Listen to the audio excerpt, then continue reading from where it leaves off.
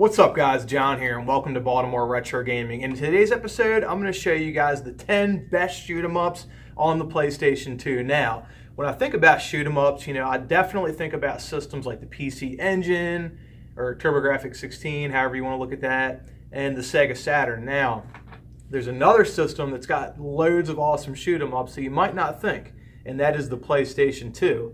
There's tons more shoot 'em ups for the PlayStation 2 than the PS1, the PS3, and the PS4, although the PS4 does have some good ones. But let's get right into this. So, the first game I'm going to show you is a compilation, and that is Capcom Classics Collection. Now, this doesn't have like all shoot 'em ups or anything like that, but there are a couple notable games that came out on like the NES. You have 1942, you have Legendary Wings, and let's see, what else? Section Z. So those are some games that did come out on the NES that are pretty good. And they're just shoot 'em ups that kind of remind me of my childhood since I'm almost 40 years old. So yeah, definitely check that out. It's like a $10 game. Capcom Classics Collection. It's definitely worth owning for the price point. Now, the next game is another compilation. And it's a Neo Geo compilation. It's the SNK Arcade Classics. And what I do believe they did was they put the MVS ROMs all on one disc. And, this isn't like all shoot 'em ups or anything like that, but it is notable that Last Resort is on here, the MVS version of Last Resort. And, the AES version of that game is very expensive. You can buy it on the Neo Geo CD, I do believe, for right around $60. But why do that when you can have all these SNK Arcade Classics on one disc for 20 bucks? So yeah, SNK Arcade Classics, definitely worth checking out.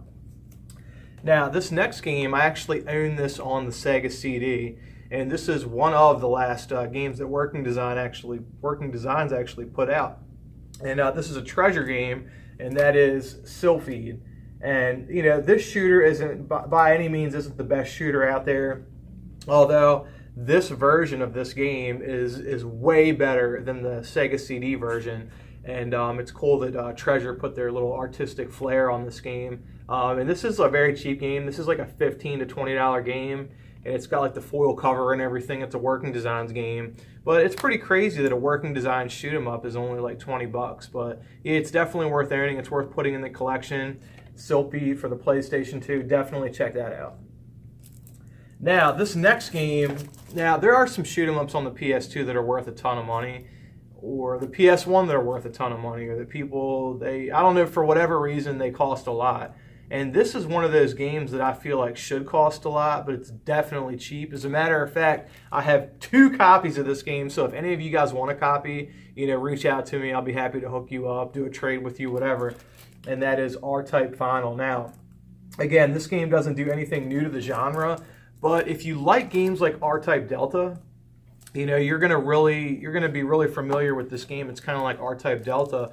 Now, what this game does that's different is your spaceship isn't just like going in a straight line. You have to like dodge obstacles, and the screen might go up, and then you have to like maneuver your ship around everything up or down or diagonally or whatever.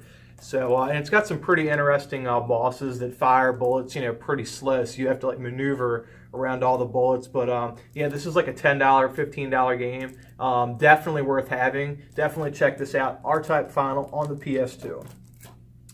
Now, this next game is in a long line of shoot 'em ups, just like R-Type, and that is Raiden III. Now, some Raiden games are kind of expensive. Some of them are pretty cheap. There are, I think, Raiden on the TurboGrafx-16 is like a $100 game. You can buy Raiden on the SNES. You can buy it on the Xbox 360. Raiden 4. Raiden 5 came out recently on the PlayStation 4. But yeah, these are very traditional shooters. Just like everything about the game, the graphics, the way that your projectiles fire out. It's very simplistic, and this is what a shooter should be. This is like a classic shooter. So again, this is like a $20 game. Definitely check this one out, Raiden 3. If you're a fan of traditional shoot 'em ups, you're gonna love this game. So it's definitely worth owning. Okay, so this next game's kind of interesting, and I don't know all the backstory on this game, but that is Mobile Light Force 2.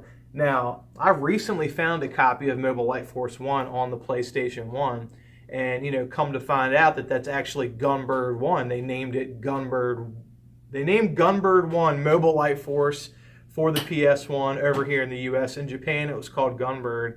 Now, I owned a US copy of Gunbird 2 on the Dreamcast, and I also own Mobile Light Force 2, and these are very completely different games. So I don't know who got a hold of this game and kind of fired the Mobile Light Force franchise into a different direction than Gunbird. But you know, this game's got some pretty funny cover art. I mean, just like Mobile Light Force 1, it looks like the exact same cover art as the PS1 version. But this is a good shoot 'em up. You know, there's a reason that it's in this list. So yeah, Mobile Light Force 2, it's like a $15 game, definitely worth owning. Okay, so this next game has some of the funniest voice acting you'll ever hear in a shoot 'em up. And, you know, it's Castle Shikigami 2, okay? You know, someone did a hidden gems video on this a couple of months ago, and the price really shot up. It's probably come down since then. But like, guys, I bought this game brand new for $5 at a retro game store a while back. And, you know, if you like games like Mobile Light Force 2, you know, it's kind of similar to Castle Shikigami. Now, there is a version of this on Wii, or there's a sequel on the Wii. I think it's Castle Shikigami 3 on the Wii, and that game's kind of expensive.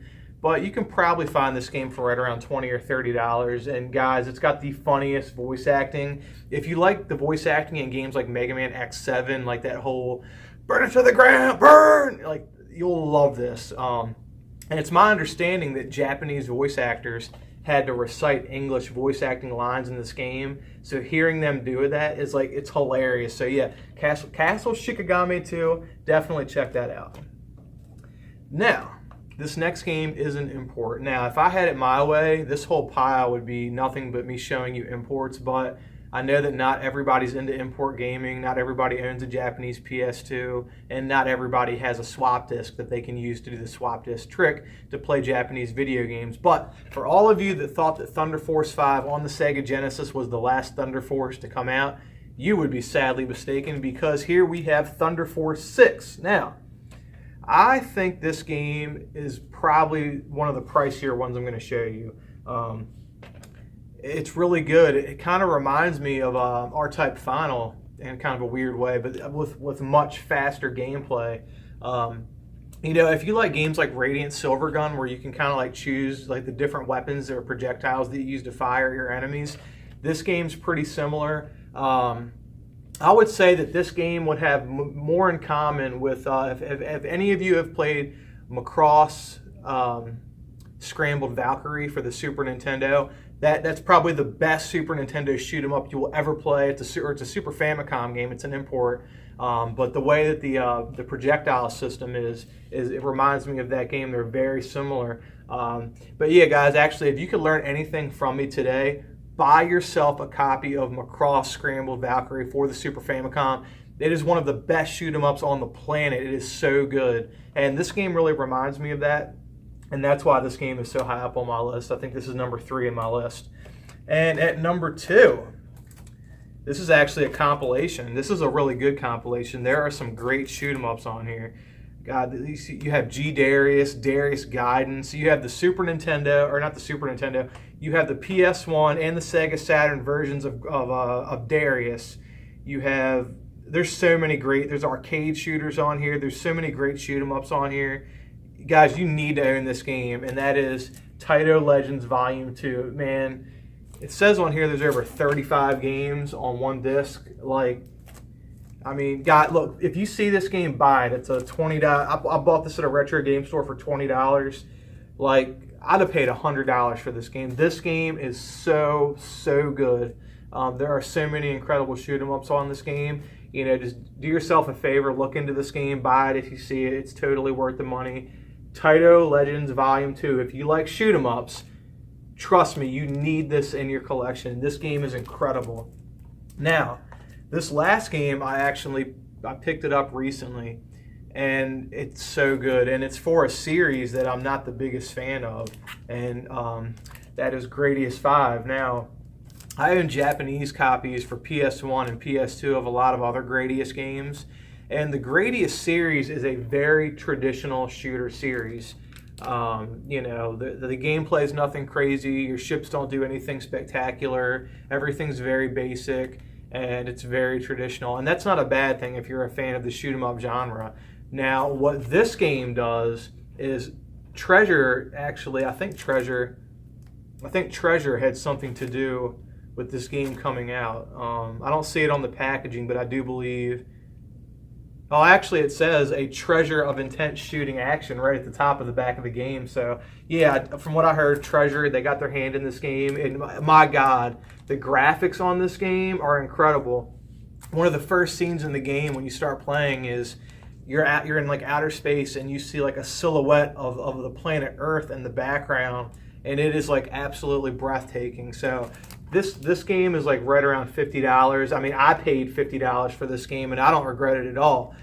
This is the best shoot 'em up on the PS2 now.